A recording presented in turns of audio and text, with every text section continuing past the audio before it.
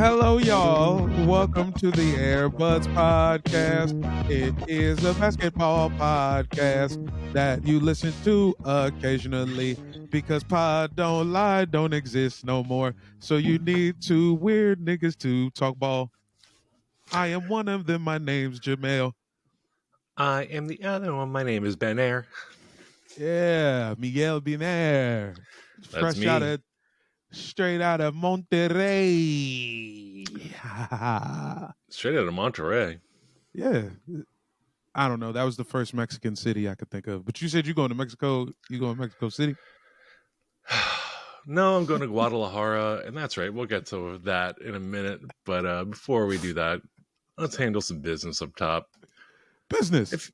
If you want to support the buds, go to patreon.com/airbudspod. $5 a month gets you access to bonus episodes, gets you access to our Discord, gets you access to so much more.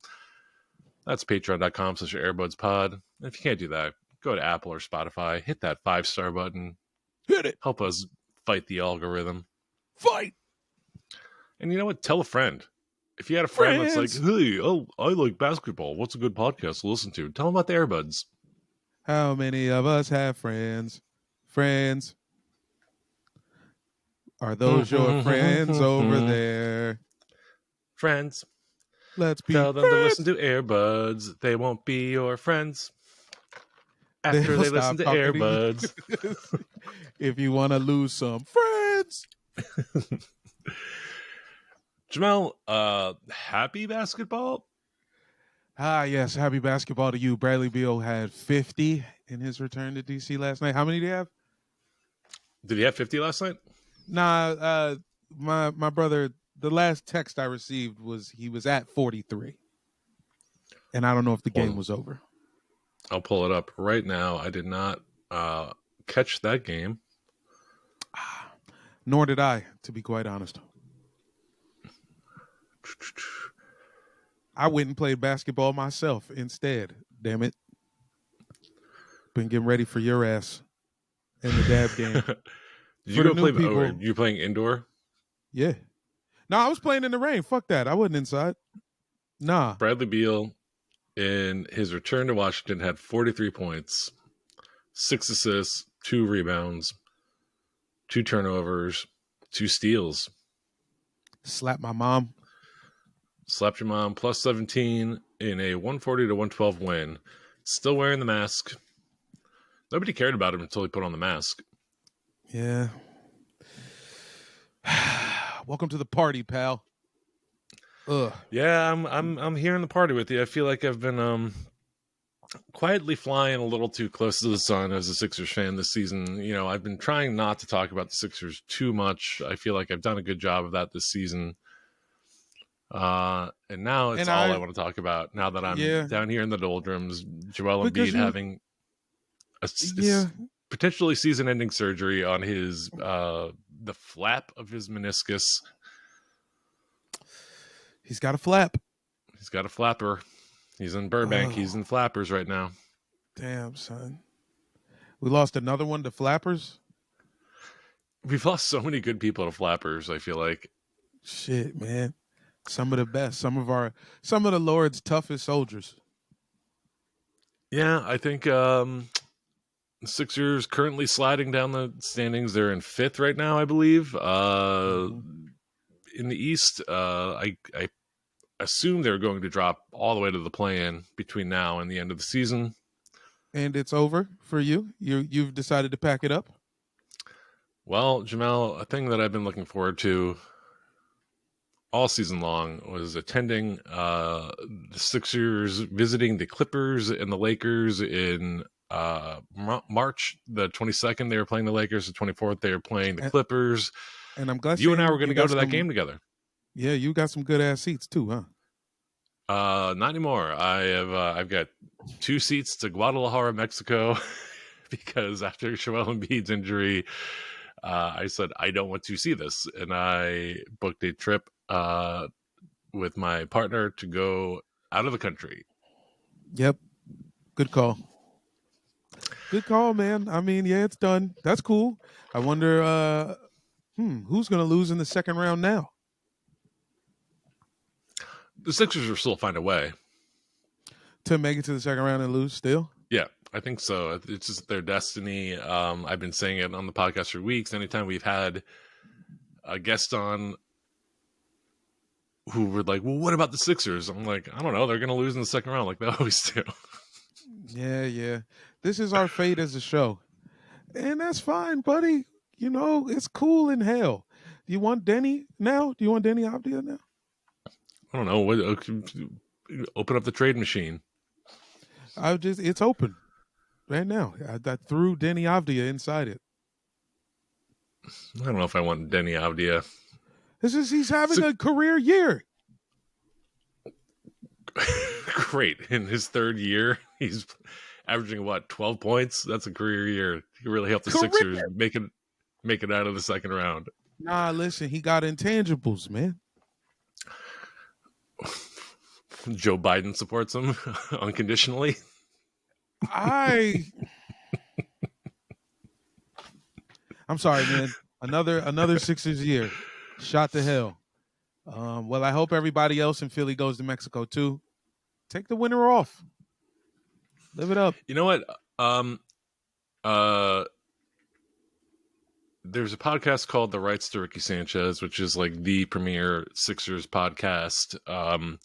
And they do a thing every year called Fly the Process, where they organize a big trip of Sixers fans and they fly to a different city to watch the Sixers play a game. And this year they were coming to LA to watch the Clippers and the Sixers battle it out.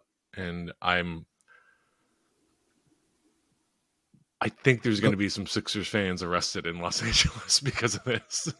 Oh, no. Oh, right. You think it's going to go that way? It's going to go left now? You guys are going to go like complete like Joker's minions?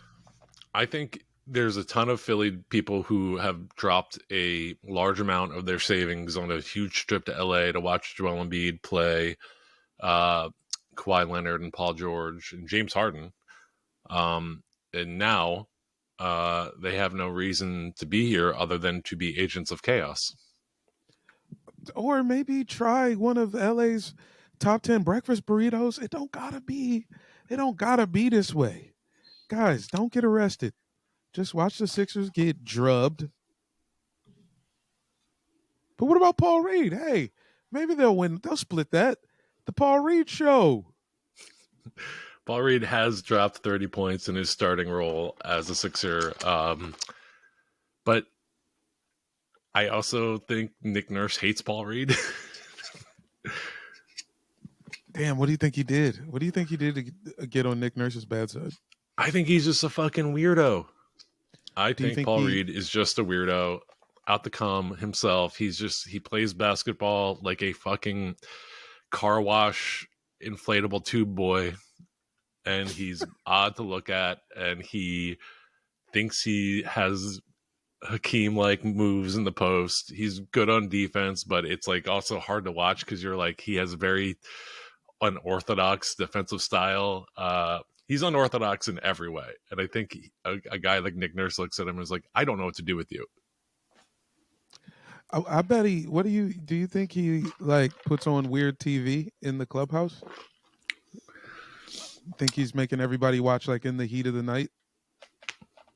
So he has your TV watching habits? Is that what you're saying? Yeah, I'm watching it right now. It seems like it's a weird episode. Tibbs has like a mustache. Anyway. Tibbs has there's a guy named Tibbs? Well, yeah, it's like Tibbs. It's like the Mr. Tibbs. They call me Mr. Tibbs. I've never seen In the Heat of the Night. Oh, son, come on. First off, it's the Sidney Poitier won the Best Actor Oscar off the movie, and then they made it a TV show in the 80s. Right. I think I've seen the movie, just not the TV show. In the heat of the night. And there's a lot of saxophone in the theme, right? No, it's just singing. Just me singing that. I know what I'm thinking of. I mean, maybe Hill Street Blues?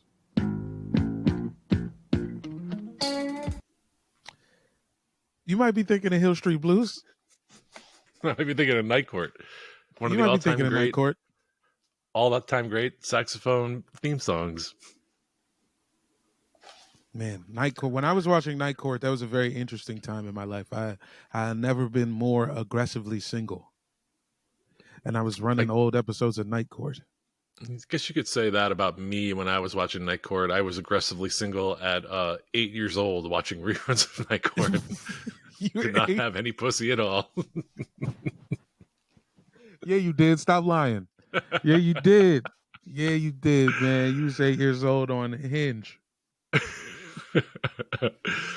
Jamel, I mean, okay, so obviously Sixers still have Tyrese Maxey. Kelly Oubre is now a major part of the starting Finally, his rotation. time has come. Finally, his time has come. Tobias Harris, I shudder to think Listen, as a Tobias how Harris, as a fantasy owner, I am rejoicing. It's Tobias time. He's got to get more shots. it's Toby time, I guess. I mean, look, we've seen Toby time in his 5 years with the Sixers. 6 now, I think. Many times it is a fucking mirage in the desert. It is not to be believed in. You're in the desert looking for water, and there goes Toby dropping 25 points, and you think, oh, is he finally the guy we need? And he's never the guy we need. Man, And he's going to you get a better believe. fucking new contract off this, too. And you know why? There's not a lot of guys. God, I wish is that my Tobias Harris person. There's not a lot of guys walking through the door 6'9", can shoot sometimes. The citizens of Philadelphia trade me for a 12-pack of crumble cookies. I would trade him for those fucking crumble cookies. I don't even like cookies. I'm not a sweets guy, but fuck, I would eat a bunch of like fucking s'more cookies right now rather than watch Tobias Harris be the number one option. I have been eating a lot of sweets. I'm not gonna lie. I've been working out a lot, and I've also been eating a lot of sweets. What have you been eating? Shit. What have I been eating? A lot of chocolate shit. I've been eating a lot of fucking little Lindor. Oh, the little balls joints. that you like get at the counter of like a bookstore or whatever. Yeah, I've been getting them little balls off. I've been eating Cocoa fucking Krispies, bro. I've been eating motherfucking English toffees, salted English caramels, like some leftover Christmas shits. Nah, I've been going nuts, dog. I had an Someone Uncle gearing up to Tetsu. play you in a high stakes game of 1-on-1. I love hearing this. Yeah, man, I've been eating little Japanese cheesecakes, man. Nah, I've been going nuts, dude. I'm drinking soda again. You know, I just called our dab shot fun game high stakes, and I'm realizing there isn't really any stakes to it, other than you getting too high to do anything for the rest of the day and me getting slightly buzzed. Do we need to add a stake to it? Do we need to add What does it take to get you drunk? What is like 5 beers? You wouldn't be 5 beers while running. Have you done that before? I think we literally played basketball at Peter's bachelor party while I was like 19 beers deep. So you have put the reps in. You have put the reps in. This is not new. Well, no, I'm thinking if I shot fun, sorry, Elena Deladon, Hey, if I shot it's fun, branded. like 3 to 5 Miller Lights, I think I would definitely be buzzed, but be fine. I mean, those are like water. I'm not drinking like fucking 10% IPAs in this game. That's fair. That's fair. Do they even make Michelob Ultras in the can that fits in a shot fun? I don't know.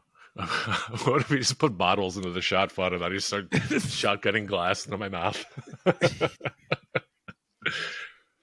There's a leveling of the playing field. Yeah, you just described compelling television. Yeah. Jamel, look, I don't want to rehash too much of what I've complained about in the Airbuds Discord, but I do want to hear your thoughts on it. Joel Embiid took a lot of heat in the media from NBA personalities, from podcasters for not playing enough games, for not playing through injury, for ducking Joel Embiid or ducking these games or whatever. And then he, finally went out and played through an injury and obviously ended up with potentially a season-ending surgery after that. And LeBron James himself went on X.com. I think it's the first time I'm saying X.com. Why it seems like it's starting to work. It seems like people are saying it more now. Is that because we're getting closer to the election? Perhaps. Yeah, I know. Here, let me pull up the tweets just so I don't get them wrong. Get it right, boy. Get it right, boy. On February 2nd, 3 days ago, LeBron James went on Twitter and said, "Where are all the media outlets, TV media personalities, hot takes that talk so much shit about Joel Embiid about missing those games when he knew what he was dealing with? Now he's out with an injury because of it. Not one person has went back on TV or their dumbass podcasts and apologized to that man. No accountability." And then 3 trash emojis.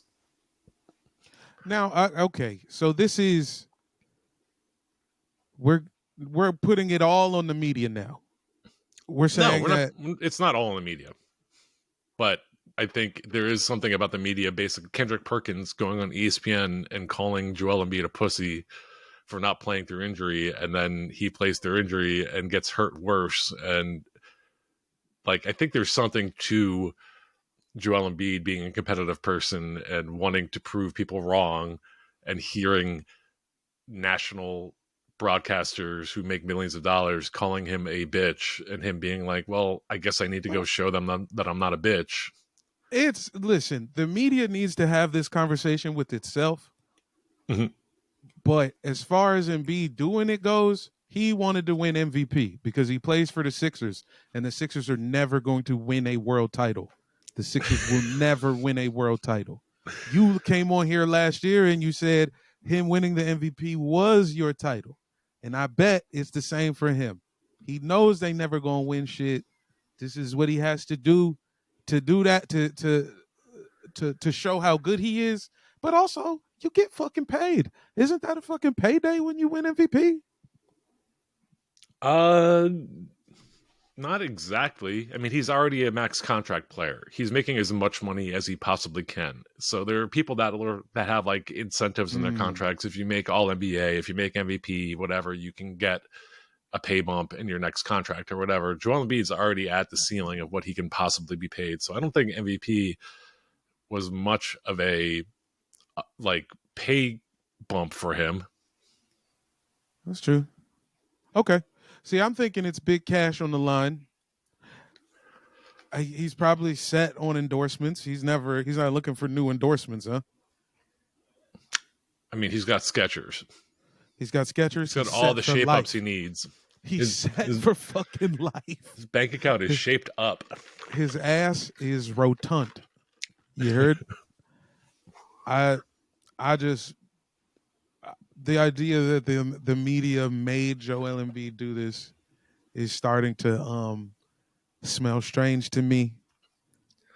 I don't think the media made him do anything. I think it's just funny. All the media wants is to literally have an effect on players' lives. That's why they all stare down the barrel of a camera and tell players you're trash, or this is why you play bad, or this is what's wrong with you. And then the moment they might have actually affected a player negatively, nobody is being like, oh, my bad, maybe he really was hurt, Yeah, I haven't looked this week. There's no clips of this. I got to go back and do my research and see the past few days of clips. So LeBron dropped his little tweets on Friday night, and then obviously the weekend, a lot of these people aren't working. I do see that there are a lot of clips today. Stephen A. Smith responded.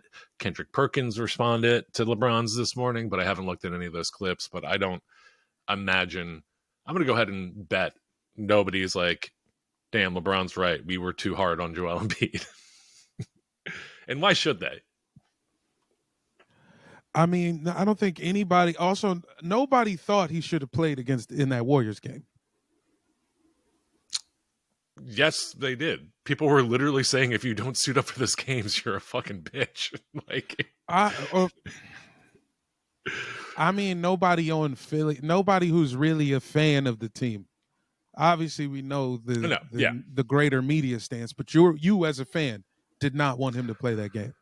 No, I understand that he wants to suit up whenever he can. If he feels like I can walk on 2 feet, I can put on a uniform and play.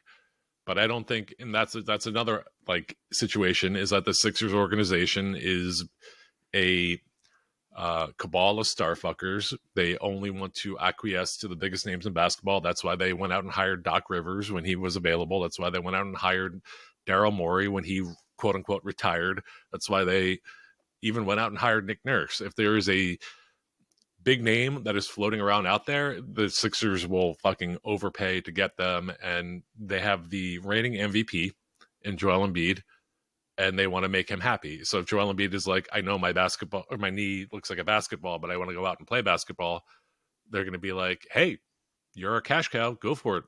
You do whatever you want. Okay, now let me step out of that box.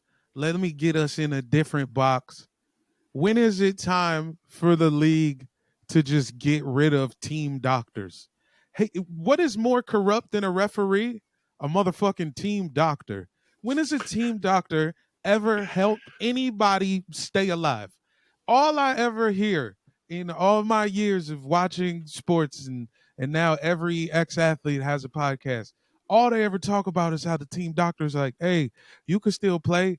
We'll turn your leg into a zombie leg and you can hoop right now if we shoot your ass up with this Bane venom. And they all did it. That's why Kawhi Leonard wanted out of the Spurs, right? It's because they basically, he was like, there is something wrong with my leg. It does not work. And the Spurs were like, you can play. Come on. What you mean? What leg? You don't even got legs. Yeah. An organization that, by the way, is considered like one of the best with all the best people in it, like still drove away Kawhi Leonard because the team medical staff would not listen to him. Listen, this is a problem across sports. This has been a problem in the league for years. I think the league. I think there needs to be independent doctors. You know how they do independent investigations. Like I don't need to know. Like when a motherfucker gets hurt on the Hornets, the last person I'm listening to is the Hornets doctor. I send that nigga to Kaiser Permanente.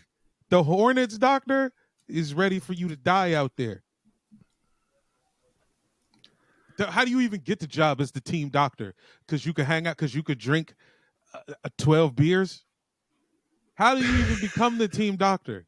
It's not because you're the best doctor. It's because you're the chillest doctor. All I'll say about team doctors is taking it back to the 76ers. Do you remember Pat Croce? Yeah.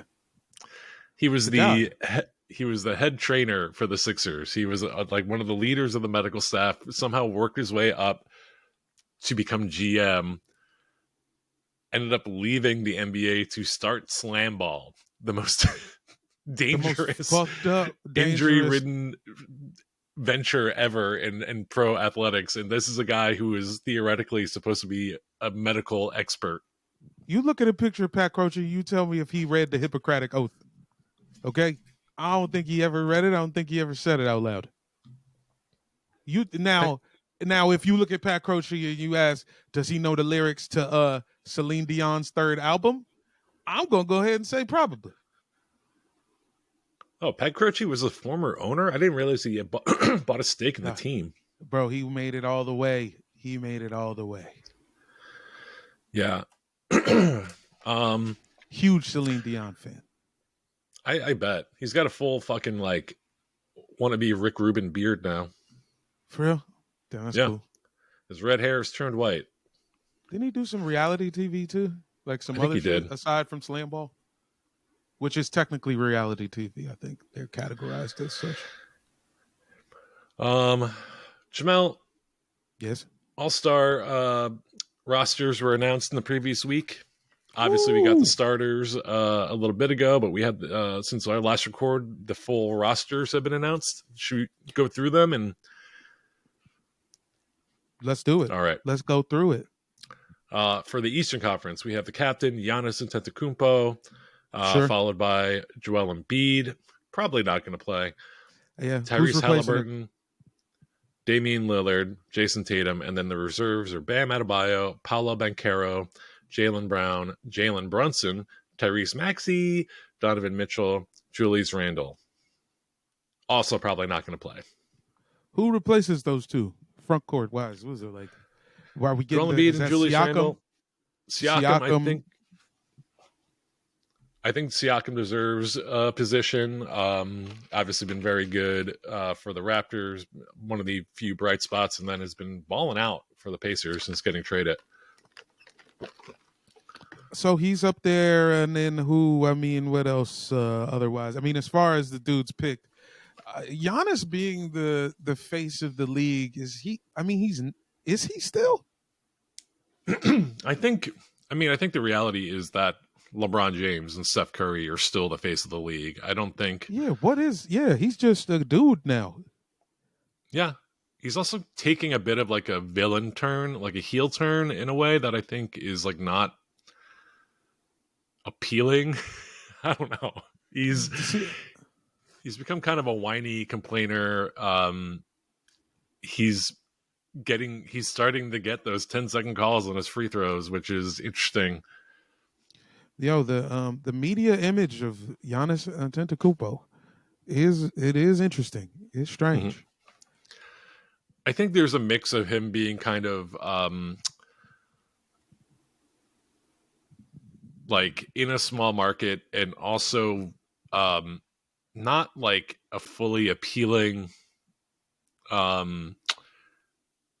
Like I don't know that he's like a guy that like he's not Steph Curry where it's like you can put Steph Curry's face on fucking McDonald's or fucking a beer brand and you could sell it. Like I don't know that Giannis has that appeal. Well, it seems like it's him not giving a fuck a lot too. I think he gives very much fucks. You think he gives a lot of fucks? Yes. Well, then why does he let Thanasis hang around? Because he needs someone to have the bottom bunk of the bunk bed. Fair enough. Jokic don't got a roster spot for his brother. No, but they're definitely around all the time. Them fools would love a roster spot. If they played basketball in high school instead of beating up teachers, maybe they would be on the Nuggets like bench, you know?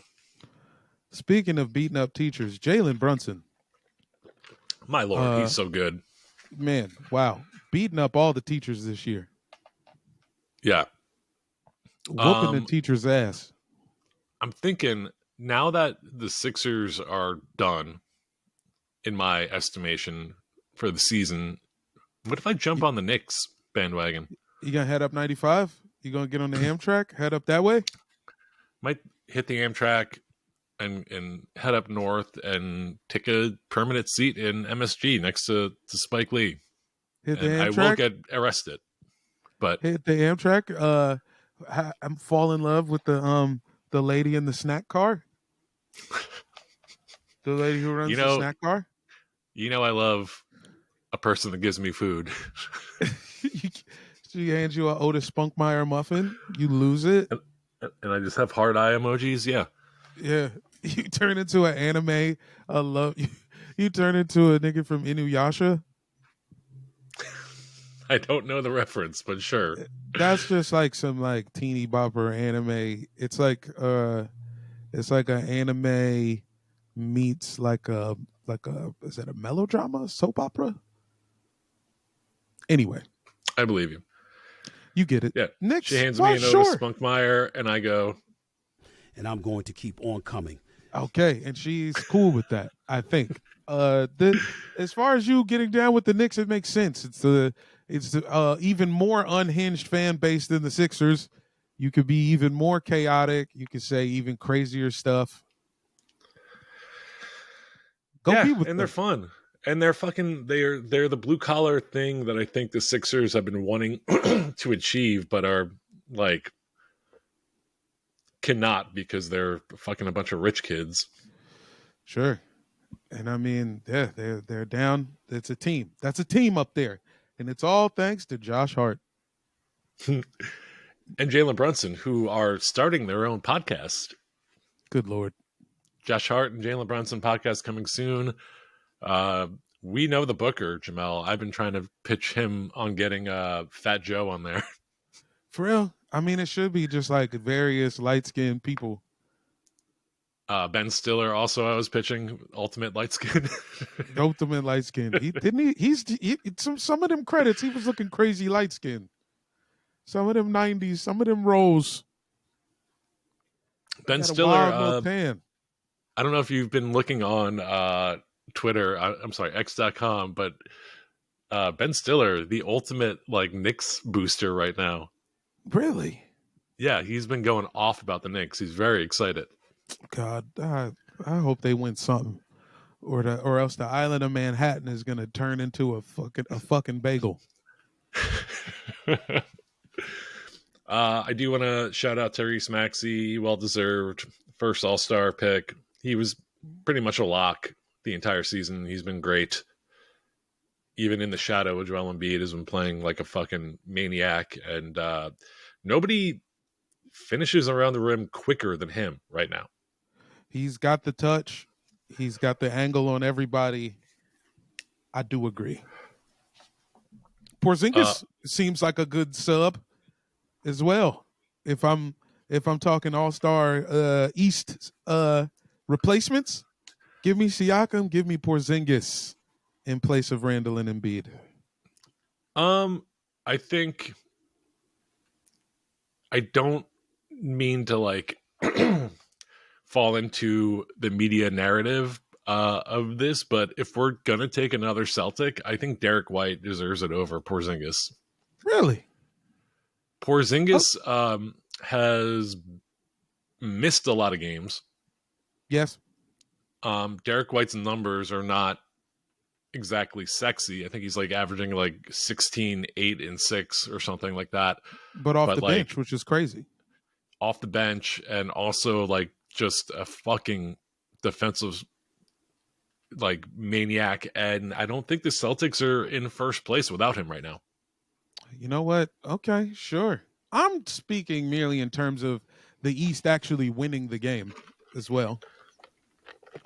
But I think Derek White is a guy who would show up to the All-Star game ready to play. I don't think Porzingis is going to sub into the All-Star game and try very hard. I think Derek White is going to be slapping the floor and trying to like shut down Kawhi Leonard. Okay. Hey, fuck the guards. I mean, fuck the bigs. Okay, speaking of Kawhi, who's in the West, mon frere? Okay. We got captained by LeBron James, followed by Luka, Kevin Durant, Shai Gilgeous-Alexander, and Nikola Jokic. And then the reserves, we have Devin Booker, Stephen Curry, Anthony Davis, Anthony Edwards, Paul George, Kawhi Leonard, and Karl Anthony Towns. Wow. I'll say other than Anthony Davis, not a very defensive-minded team. I guess Kawhi Leonard is a good perimeter defender, but I don't think anyone's going to be putting on the stops. Not that there's a lot of stops to be had in the All-Star game. When you said the roster, my first thought was, oh, yeah, the East got a nice – they might win. I think the East are kind of built to beat the West right now. Sure. It's a bunch of dudes who shouldn't play, first off. What do you mean? Like Durant should be playing like 8 minutes in this game. You know what I mean? Yeah. I don't think Kevin Durant is at that age where he's going to, play 8 minutes and then go sit on the bench and pull out a camcorder from 2005 and film the game. Yeah. And LeBron is going to have like a slightly newer old camera and do the same thing. Yeah. He's like, mine got mini DVD. LeBron, I think, is probably going to try very hard in the All-Star game. He always does, right? Just what, to get his to get some sort of record number of All-Star MVPs? Well, he has set the record for most All-Star appearances now with 20, right? Yep. Yepers. Who has the most All-Star MVPs of all time? My first guess, Terrell Brandon with 0. Kobe Bryant and Bob Pettit both have 4. Wow. Bob Pettit. He got it when they used to. The All-Star game used to be a dab game when Bob Pettit was playing. But they were dabbing LSD. Yeah, they was doing Quaaludes. They was drinking whatever. They was drinking beers with them weird tab cans. LeBron has 3 All-Star MVPs, so I'm going to go ahead and say it. I bet he goes for that 4th this year. Okay, because that'll put him right up. That'll be the next thing. That'll be the next reason he's the greatest ever. Thing. Just another thing. Yeah. Hey, put a thing on his thing. His 4 rings nobody cares about, so he's just got to rack up other accolades. It's literally because you can't even mention that when you talk about how great LeBron is, because there's obviously there's the LeBron and there's a LeBron and Kobe of it. I mean the Jordan and Kobe of it all. Yeah. So that's next. Tell me about his All-Star MVPs. Tell me about his Player of the Weeks. How many Player of the Weeks has he gotten? He's got 68 Player of the Weeks. Nigga, when Bill Russell was playing, they didn't even have weeks. Bill Russell was playing during the Mayan calendar era. Bill Russell had to play off a sundial. Y'all don't even know nothing about his weeks. It was 3 months. I don't know that is there any significant. I don't know if there's going to be a potential any injury replacements for the West, right? Yeah, that was the next thing I thought. Damn, they're all available. Pretty wild. Maybe, yeah. Luka, I think he's been in and out of the lineup for the past week, but he'll probably be healthy by then. Secretly, one of my favorite things about the All-Star game is injury replacements.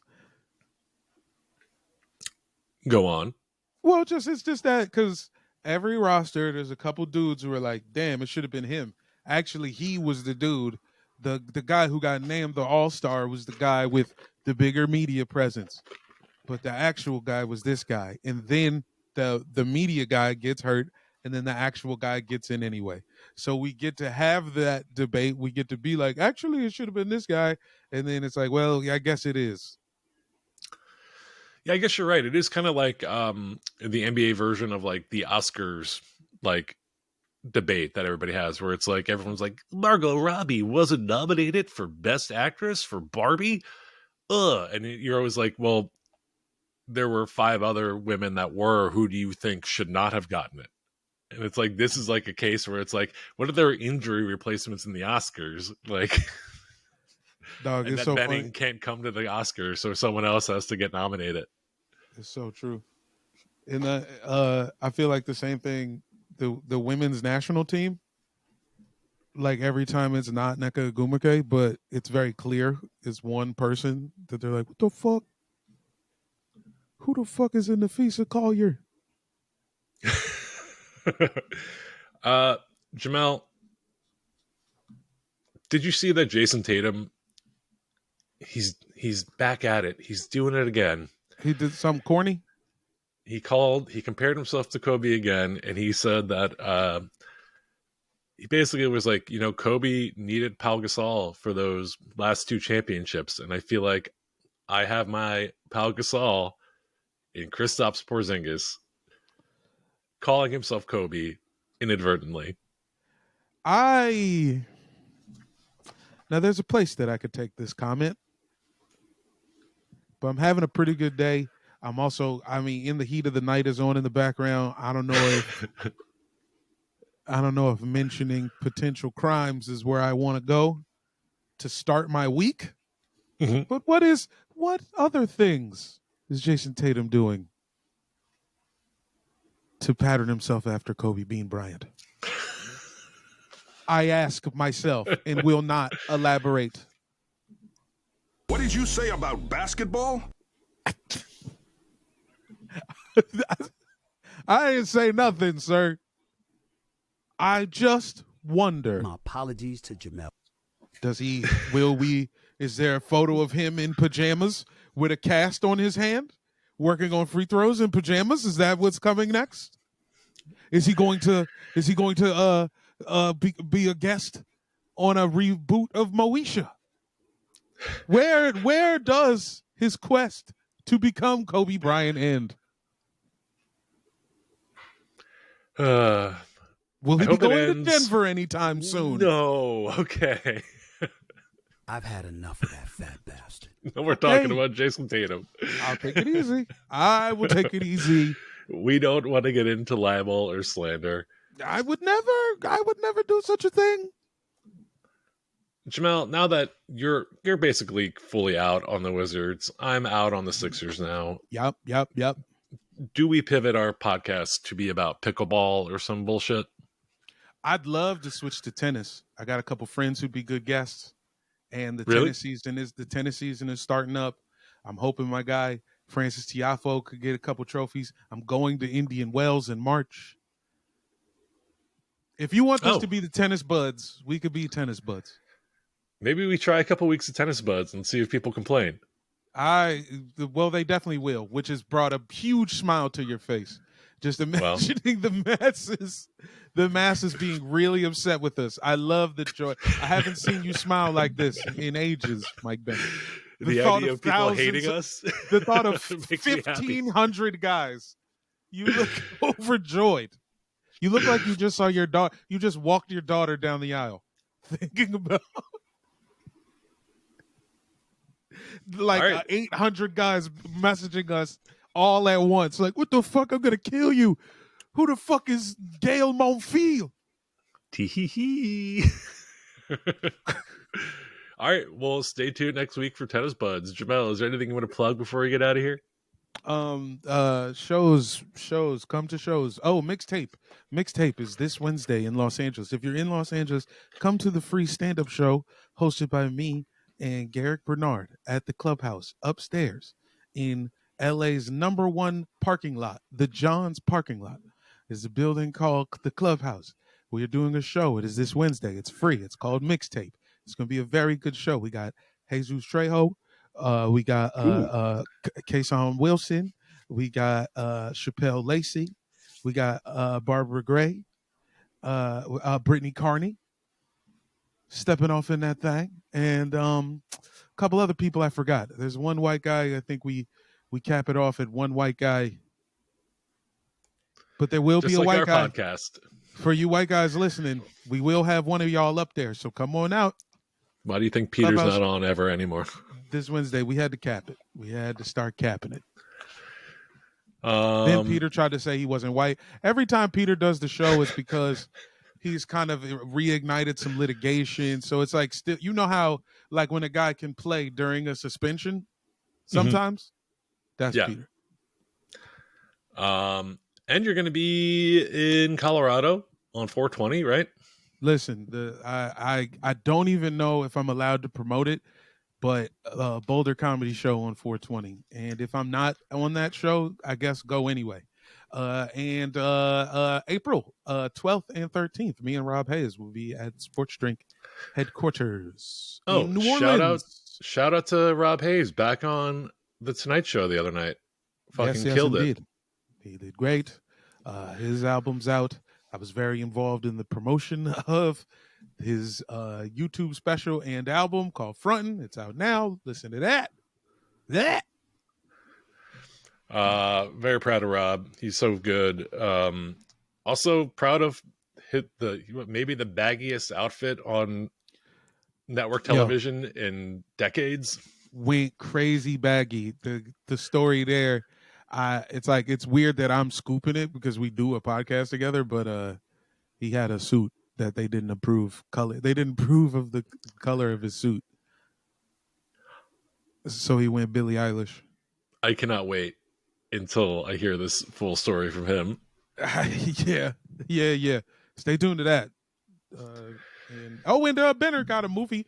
Vidiots. He's screening his movie at Vidiots at the end of the month. Also, if you're in LA, if you guys are in LA, go to Vidiots on February 29th, Leap Day. Look, it's a free day. We get one free day every 4 years. You can do whatever you want, on. and I think you should spend it by going to Vidiots to see Destroy All Neighbors. It's going to be a double screening. A double screening is going to be Destroy All Neighbors, and then stick around for Kids. They're going to play Kids right after Destroy All Neighbors. The movie that both made me horny and frightened for my life when I saw it at like 7 years old. So that was at 7? I saw it when it came out.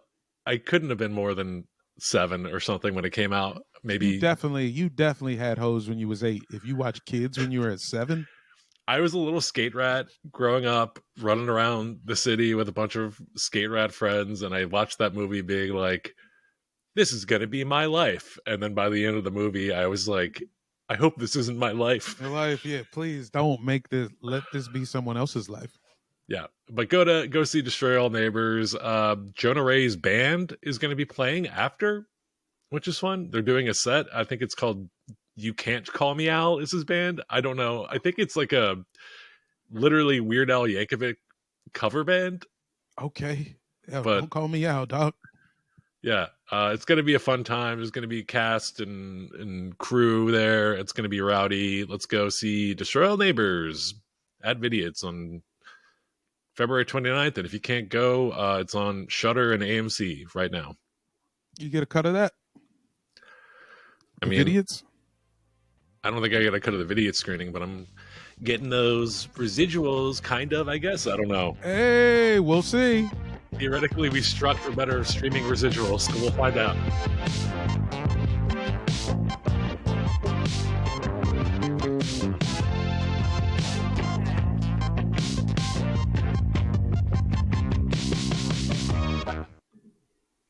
Hello.